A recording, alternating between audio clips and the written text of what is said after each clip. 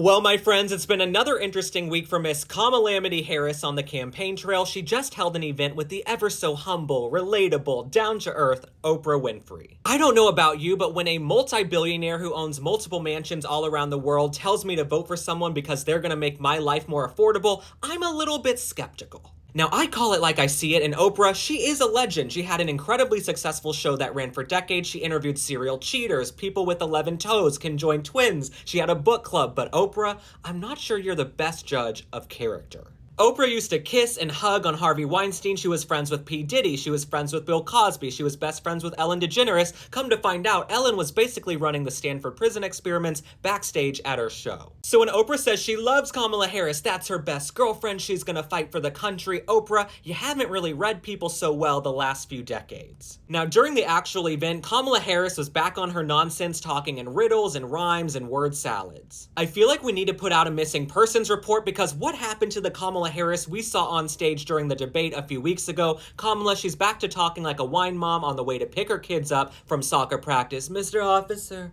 it was just a couple of bottles of Cabernet. I might have to add to the nicknames for Kamala Harris here. I might have to start calling her Cabernet Harris. How come every time you ask Miss Cabernet Harris what she's gonna do to make life better for all Americans, she says, I grew up a middle-class kid in a community where we took care of our lawns and had pride.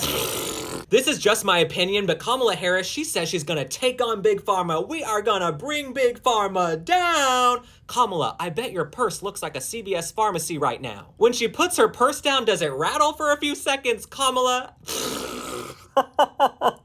I'm not gonna sit here and call Kamala Harris dumb. She's a prosecutor. She knew how to get herself to this point without a single vote from everyday Americans. But the fact of the matter is, she's answering questions like Karen Smith from Mean Girls. Now, Mr. Jazz Hands Tim Walz, Kamala Harris, she's been avoiding him like the plague. Now, Mr. Jazz Hands, earlier today, he had a Freudian slip that was so subtle you might have missed it, but take a look and then let's discuss. We can't afford